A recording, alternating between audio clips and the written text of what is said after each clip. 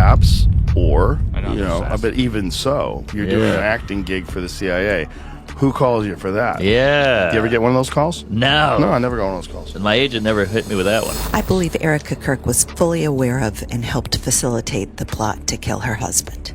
We're going to start by breaking down an interview that she did just 8 days after his death. Why doesn't anybody know anything about Charlie Kirk's parents? I just saw a video about this, and it had literally never occurred to me that no one is talking about, we have not heard from, or... You know, a story is getting out of hand when the internet stops asking what happened and starts asking who wanted the truth buried first. Because right now, that is exactly where this whole Erika Kirk situation has landed. What started as online whispers and side-eye reactions has now exploded into something way darker, after Joe Rogan reportedly raised questions to him. A compilation of her making crazy eyes. No. There's a video of her making demon eyes, and every time... Questions that fans say nobody with a platform this big had dared to say out loud before. And the moment he said it, social media went into absolute chaos. Because suddenly, people weren't just looking at Erika Kirk as the grieving wife anymore. They were looking at the timing, the silence, the missing voices, and most importantly, Charlie's sister. The one person many people online believe may know more than she's saying, or worse, may have been getting ready. We did what we usually did before tours. We said our prayer, and we asked the Lord to protect us, and we asked the Lord that His will be done. That's what we did. At one time, an employee of Turning Point, she has been one of the main peddlers of these conspiracies, and she is making a huge amount of money to speak before everything around her got weird. And now fans are asking a chilling question. Was there an effort to keep her quiet before she could expose something nobody was supposed to hear? That is where Joe Rogan's comments hit different. Because according to the reports blowing up online, he didn't just react emotionally. He allegedly started connecting dots. The kind of dots that make ordinary people suddenly look over their shoulder and say, hold on, this doesn't feel random anymore. And once that idea entered the conversation, everything changed.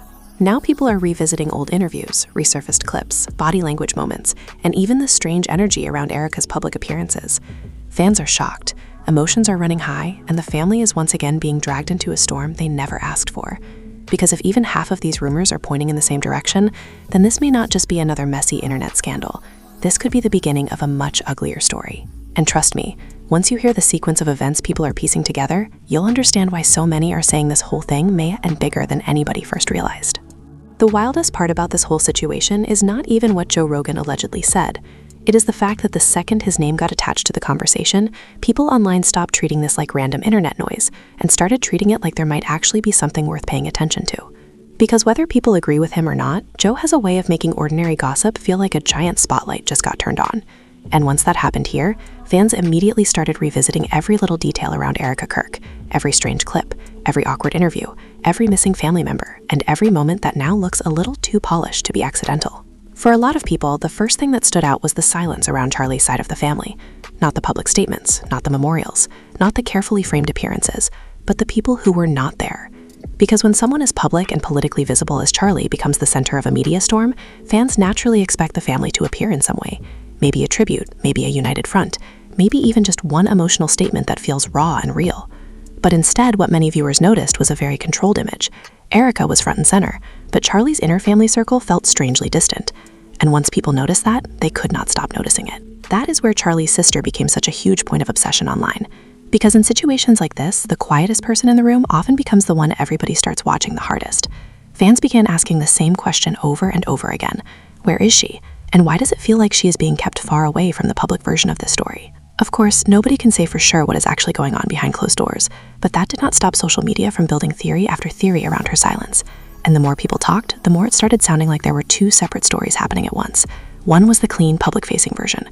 The other was the messy, emotional, possibly explosive version people believed was being kept out of sight. And once Joe Rogan's name entered the conversation, those theories got even louder. Because according to the clips and reactions circulating online, what made people uneasy was not just the topic itself.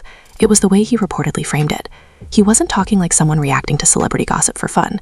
He was talking like someone looking at the structure of a story and noticing too many things lining up in ways they should not. That is what sent people spiraling. Because when the internet smells timing, control, and missing voices all in the same story, it immediately assumes there is a bigger machine behind it. One resurfaced discussion in particular had fans going crazy, and it had to do with Erika's old CIA-related video that people have been dragging back into the spotlight. For some viewers, that clip had always been weird but forgettable, just one of those bizarre internet discoveries people laugh at for a day and move on from. But now, under this new lens, people were watching it differently. They were slowing it down, clipping it, zooming in on expressions, analyzing the way she spoke, the confidence she carried, the environment around her, even the little pauses between words. And suddenly, the same clip that once looked random started being treated like a clue. "Why does she look so comfortable there?" one fan wrote. "This doesn't feel like somebody who just accidentally got invited into that space," another added. "There's a reason people are connecting dots now," someone else posted. Whether any of that means anything real is another conversation entirely, but online, meaning is often created before facts ever show up. And once people decide something feels off, logic usually takes a backseat to emotion. That is exactly what happened here. Every resurfaced clip started carrying a darker interpretation. Every awkward smile became suspicious. Every carefully worded statement started sounding rehearsed. And every emotional appearance Erika made was suddenly being picked apart by people convinced they were watching somebody perform grief rather than live through it. Now, to be fair, the internet has a terrible habit of turning body language into criminal evidence when it has absolutely no business doing that. But that did not stop this story from spiraling into one of those situations where people no longer cared what was provable. They cared what felt believable. And right now, to a lot of viewers, what feels believable is that there is a huge amount of tension behind the scenes that the public is only getting tiny glimpses of. And if that is true, then Charlie's sister becomes even more important to the conversation, because in the minds of many fans, she represents the one variable that does not fit neatly into the image being presented. That idea got even more intense when old claims about family friction started getting reposted. Suddenly, people were bringing back every rumor they had ever heard about distance between Erika and Charlie's relatives. Old comments were being screenshotted. Old posts were being dug up. People started asking whether the family had been pushed out quietly long before the public even realized there was a problem.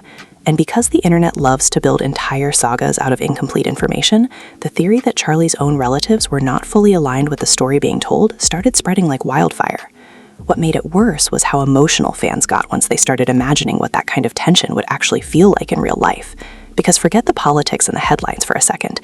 If there really was family division behind the scenes, then that means there were likely painful conversations, awkward silences, unanswered calls, and private resentment boiling over while the public watched a polished version of events.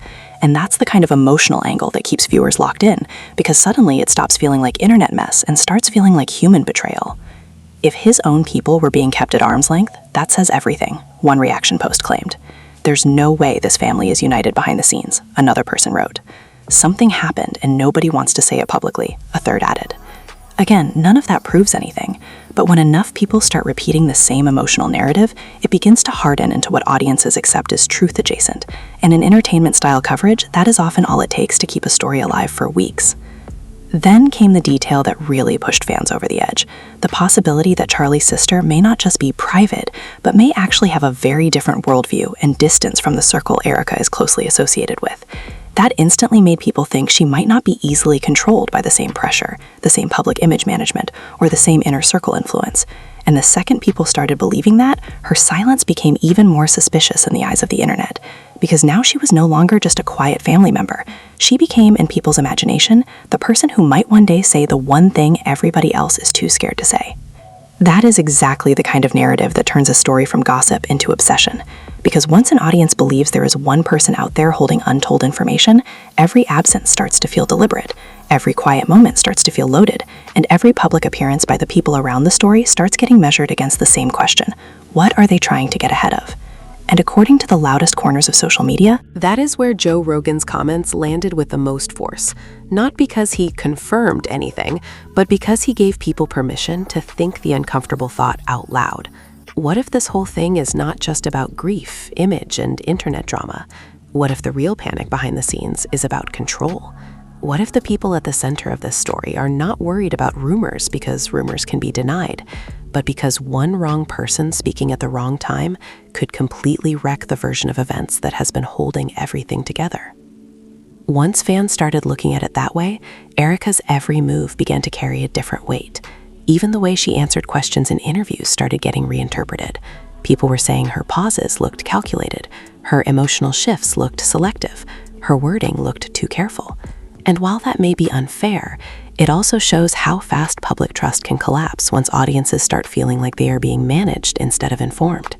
Because the moment people think they are being fed a script, they immediately go hunting for the deleted scenes. And right now, to a growing number of people following the story, Charlie's sister feels like one of those deleted scenes nobody can stop talking about. And the more people focused on that missing piece, the uglier the story started becoming. Because once the internet decides somebody's silence means something, it does not leave that idea alone. It starts building a whole emotional universe around it.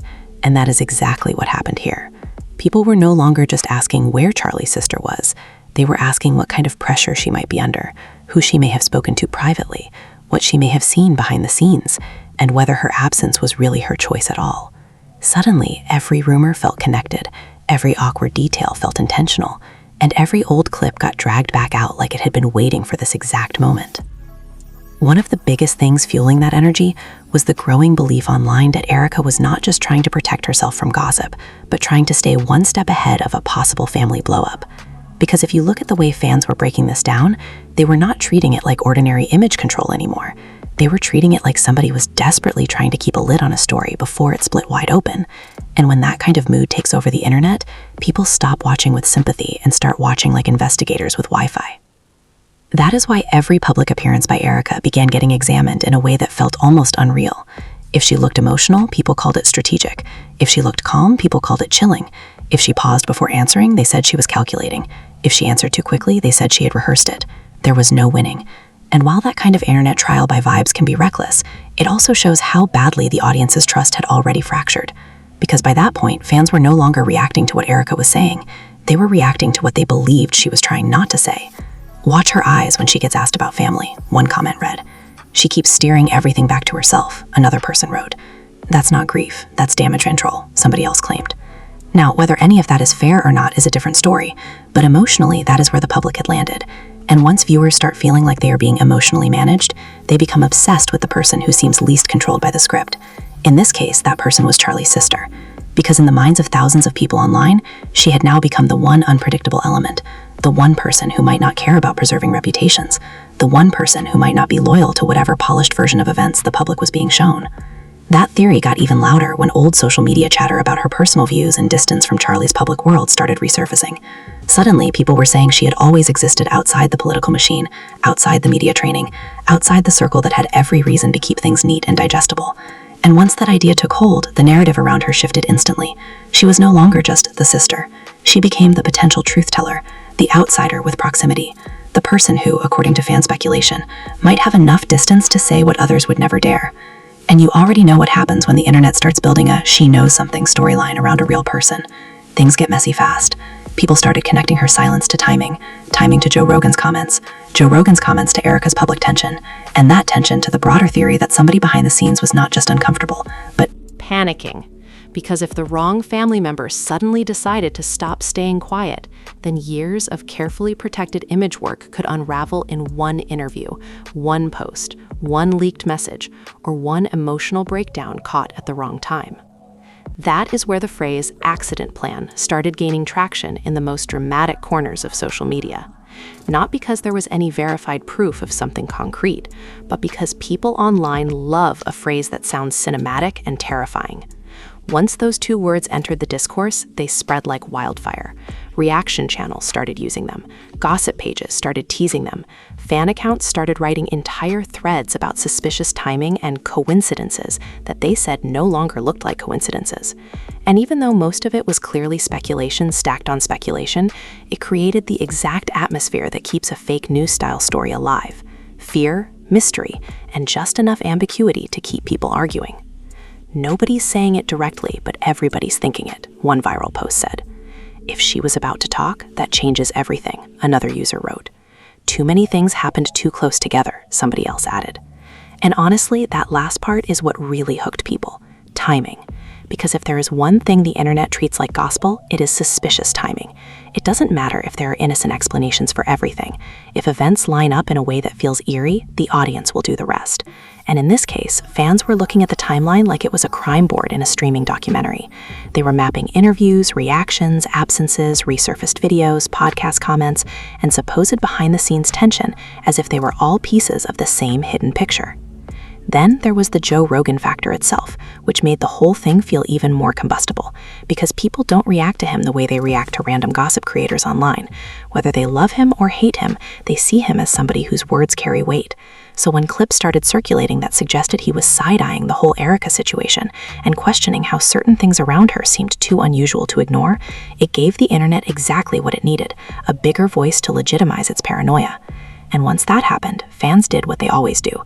They started dragging in older storylines to make the current one feel even darker. Suddenly, the discussion was not just about Charlie's sister anymore.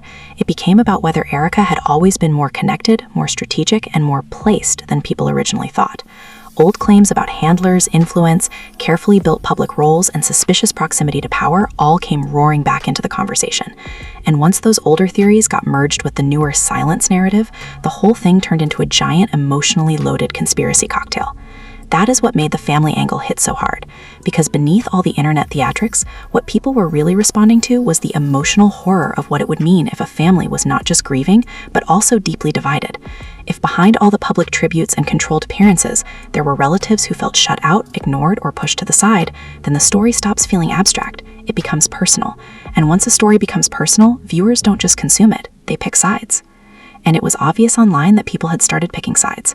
Some defended Erika fiercely, arguing that grieving women always get turned into villains online and that people were being cruel and misogynistic by overanalyzing her every facial expression.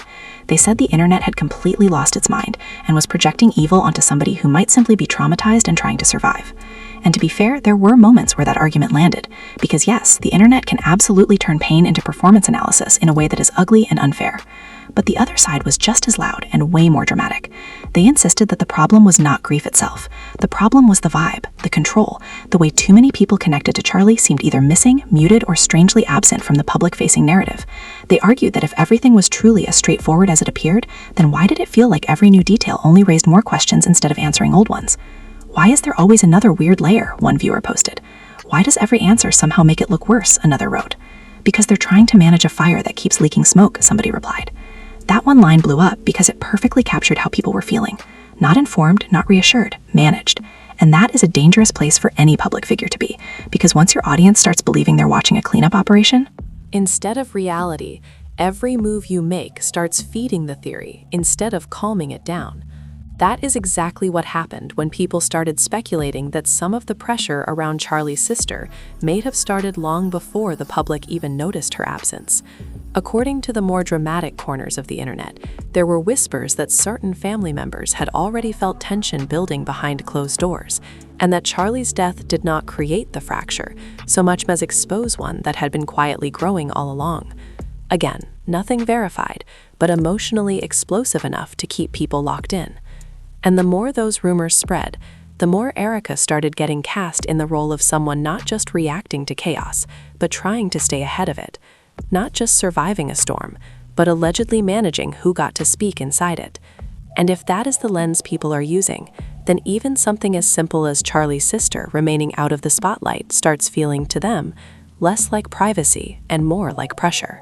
Which is why, by the time this whole thing reached peak online hysteria, people were no longer just waiting for more information. They were waiting for a crack in the wall, a slip, a leak, a family member speaking out, a private message resurfacing, a public reaction that felt too emotional to be media trained. Anything that might finally make the polished version of events collide with the raw one fans were convinced was sitting just underneath it. And once a story reaches that point, it no longer needs proof to keep burning. It just needs people to keep believing that somebody, somewhere, is terrified of what might be said if the wrong person finally decides to talk. And that belief, more than anything, is what turned this from a messy internet rumor into a full-blown obsession. Because once people convince themselves that somebody powerful is afraid of one person speaking out, that one person instantly becomes the center of the entire story. They stop being a side character and start becoming the key. And by this point, that is exactly how Charlie's sister was being talked about online. Not as a grieving relative living privately, but as the one person fans believed might be holding the version of events that nobody else wanted in public. That is why even the smallest things around her started getting treated like giant signals. If a mutual friend posted something vague, people attached meaning to it. If an old photo resurfaced, they started reading tension into it. If someone from Charlie's orbit made a carefully worded comment, fans immediately asked whether it was directed at Erika, the family, or the rumors themselves. Nothing was being taken at face value anymore. Everything had layers now. And when a story reaches that point, it becomes almost impossible for the people inside it to control the narrative, because every attempt at control becomes part of the narrative too. That is where the emotional side of this story really took over, because behind all the wild theories, what was keeping people locked in was the possibility of betrayal, and betrayal always hits harder than mystery. Mystery gets attention, but betrayal gets emotion. If people think a family was divided during the worst possible moment, if they think Private Cain got tangled up with public image, if they think somebody's voice was quietly pushed out while another version of the story got amplified, then suddenly the audience is not just curious anymore. They are angry, and angry viewers stay engaged longer than anybody. You could see that anger all over the reaction pages. Some people were furious at Erika specifically, accusing her of controlling too much and revealing too little. Others were furious at the internet itself, saying everybody had crossed a line by turning grief into entertainment. But the biggest reactions came from the people who believed there was a real emotional cover-up happening, not necessarily in some dramatic movie-style way, but in the deeply human sense that certain truths, tensions, and family fractures were being hidden because they would completely destroy the polished image the public had been shown. They don't want mess getting out because mess makes people ask better questions, one comment said. The family energy has been off from day one, another person posted. You can hide facts, but you can't hide tension forever, somebody replied. That last one hit because it is exactly the kind of sentence that sticks in people's heads. And the more that kind of language spread, the more this story started sounding less like a rumor and more like a warning. Fans were no longer just saying something feels weird. They were saying somebody is trying too hard to keep this looking normal. And once that becomes the mood, every public move gets interpreted through that lens. That is why Joe Rogan's role in all of this mattered so much to people. Not because he had some magical secret evidence, but because he represented something the audience already wanted: permission to doubt the official tone of the story. He gave voice to the unease people were already feeling. And when someone with his kind of reach appears to be asking, why does this not add up? It changes the energy instantly. Now the conversation is no longer just living in gossip forums and reaction clips. Now it feels like it has crossed into mainstream curiosity. And that is a dangerous shift for anyone at the center of a rumor storm. Because once a story moves from crazy internet theory to why are more people suddenly asking this, it becomes much harder to dismiss. Especially when the people asking are not just faceless commenters anymore, but larger voices, podcasts, and creators who know how to turn uncertainty into a viral conversation. And once that machine starts moving, it feeds on emotional contradictions. That is exactly why Erika's public image started taking such a hit in these discussions. Fans kept circling back to the same complaint. Everything about her presentation felt too managed, too neat in some places, too dramatic in others, too polished when the story itself felt messy. And whether that is a fair read or not, it is the kind of audience instinct that is very hard to reverse. Because once viewers start seeing someone as performing control, even their most human moments get filtered through suspicion. And in this case, that suspicion got supercharged by the old CIA clip, the resurfaced podcast discussions, and the endless fan belief that Erika somehow always seemed one step too comfortable inside powerful spaces. Again, none of that proves anything, but in fake news-style entertainment storytelling, proof is rarely what keeps people watching. What keeps them watching is pattern, and audiences had started seeing patterns everywhere. Some were even saying the real issue was not whether there was some giant hidden scheme, but whether Charlie himself may have been caught between different worlds in ways the public never fully understood. On one side, the published public machine, on the other, the private family world. And if that tension existed while he was alive, then according to fan speculation, it may have only gotten worse after everything exploded. Because once someone is gone, people do not just fight over grief. They fight over meaning, over legacy, over who gets to define what that person really was, what they believed, who they trusted, and who gets to speak for them now. And honestly, that might be the most dramatic layer of this entire story. Not the rumors themselves, but the idea that Charlie's legacy may now be trapped inside competing versions of the truth. One version that is clean, curated, and public, and another that fans believe is buried somewhere inside family silence, emotional distance, and things nobody wants to say on camera. If you frame it that way, then of course Charlie's sister becomes such a loaded figure in the story, because she represents the version people think has not been fully heard yet. That is why even people who normally don't care about this kind of internet mess started paying attention, because the emotional architecture of the story is strong. A powerful widow figure under suspicion, a missing sister whose silence feels louder than words, a giant podcast name throwing gasoline on the conversation, old clips resurfacing at the worst possible time, and an online audience convinced that the real story is not the one being told out loud. That combination is catnip for viewers. And the longer no clear resolution comes, the worse it gets, Because when audiences don't get closure, they start creating their own. They start building endings in their head. They imagine private confrontations, emotional family calls, lawyers, warnings, panic, pressure, and tense conversations happening somewhere far away from cameras. They start seeing every public delay as a sign that something is being negotiated behind the scenes. And whether any of that is real becomes almost secondary. The emotional logic of it is what hooks people. That is also why so many reaction channels began framing this as a "what are they trying to prevent" story, instead of a "what already happened" story. Because psychologically, prevention is more terrifying than aftermath. If people believe the real panic is not over what has already leaked, but over what could still come out, then the tension stays alive. It keeps the audience waiting for the moment everything finally cracks. And according to the loudest fan theories, that crack would not necessarily come from some giant media bombshell. It would come from something smaller and way more human. A sibling speaking honestly, a relative refusing to stay quiet, a private truth slipping into public view because somebody got tired of protecting an image that no longer deserves protection. That is the fantasy many viewers are now projecting. On to Charlie's sister, and whether that is fair to her or not, it explains why she has become such a powerful symbol in this entire mess. Because at this point, she is no longer just a person in the audience's mind. She is a possibility. And possibilities are what keep stories like this alive. The possibility that there is more. The possibility that somebody knows. The possibility that the version of events everyone has been consuming is only the clean edit, while the real footage is still sitting somewhere off camera, waiting for the wrong moment to surface. And once people start believing that, they do not let go easily. They keep watching, keep refreshing, keep replaying interviews, keep comparing timelines, and keep waiting for the one thing that will either blow the whole story apart or confirm that the public has been looking at the wrong version of it from the very beginning. And the scariest part for the people at the center of a story like this is that once the audience reaches that stage, silence no longer calms anything down.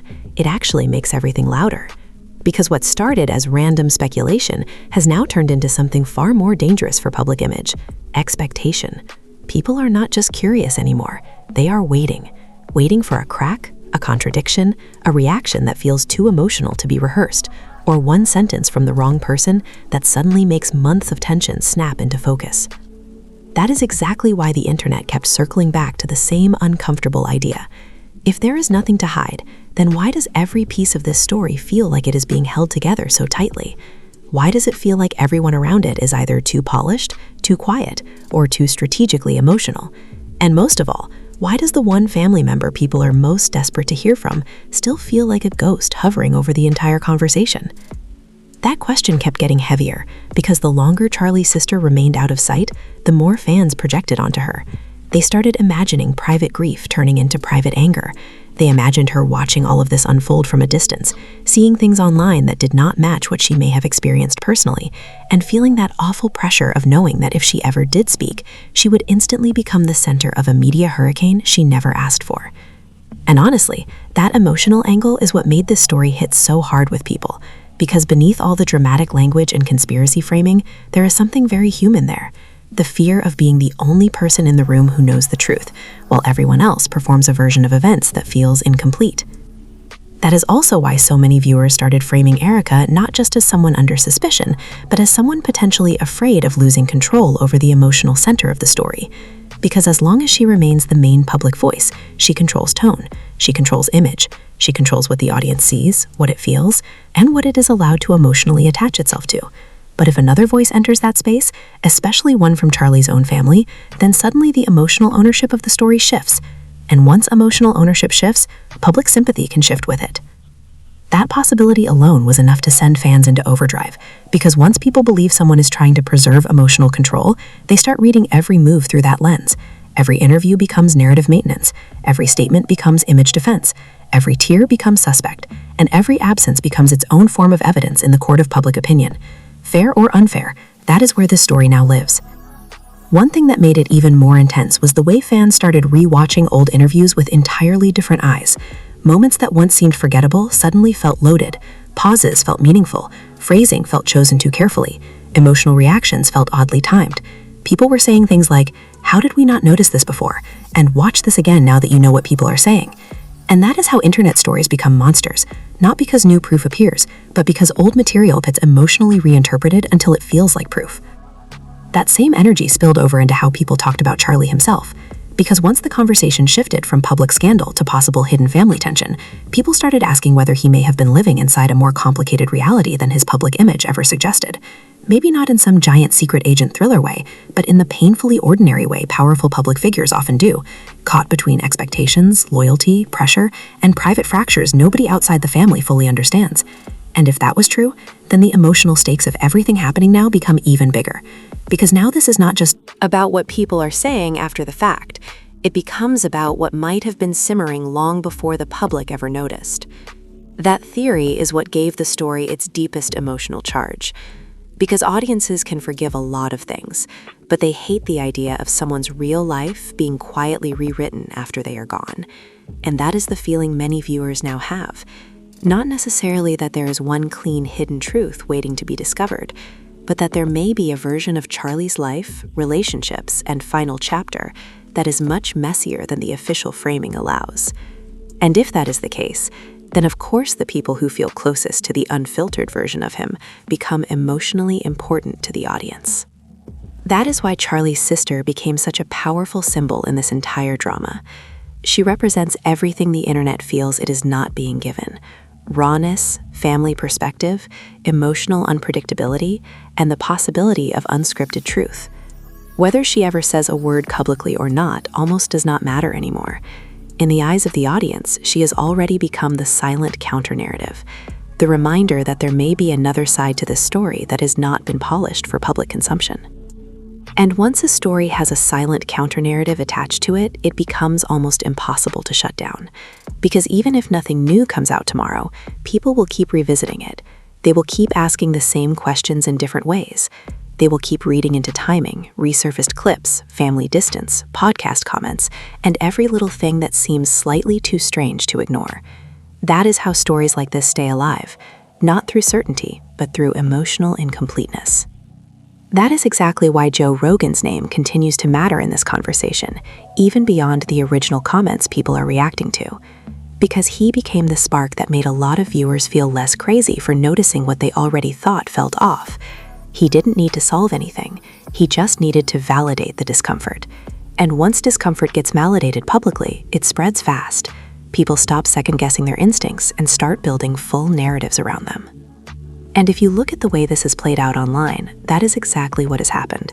What began as side comments and suspicious vibes has evolved into a much larger emotional theory about power, image, grief, family tension, and the possibility that someone somewhere is working very hard to make sure the wrong voice does not suddenly become the loudest one in the room. That is the core fear now driving the entire conversation. Not just what happened, but who is terrified of what might still be said. And maybe that is the reason this story keeps hitting people so hard, because underneath all the fake news energy and internet dramatics, it taps into something viewers instantly understand. The idea that in every polished public tragedy, there may be one person off camera carrying a completely different emotional truth. One person who doesn't fit the approved version. One person whose silence says more than a dozen interviews ever could. And right now, whether fairly or unfairly, that is exactly what Charlie's sister has become in the minds of thousands of people watching this unfold. Not just a relative, not just a private person, but the loose thread that audiences believe could unravel everything if it ever gets pulled the wrong way. And that is why this story still refuses to die down, because loose threads make people more nervous than actual answers ever do. Answers at least let people settle somewhere. A loose thread keeps the imagination alive. It keeps fans refreshing pages, replaying clips, revisiting timelines, and asking the same question in 10 different ways because they are convinced the truth is not buried very deep. It's just being sat on. And in a story this emotionally charged, that kind of belief spreads faster than facts ever could.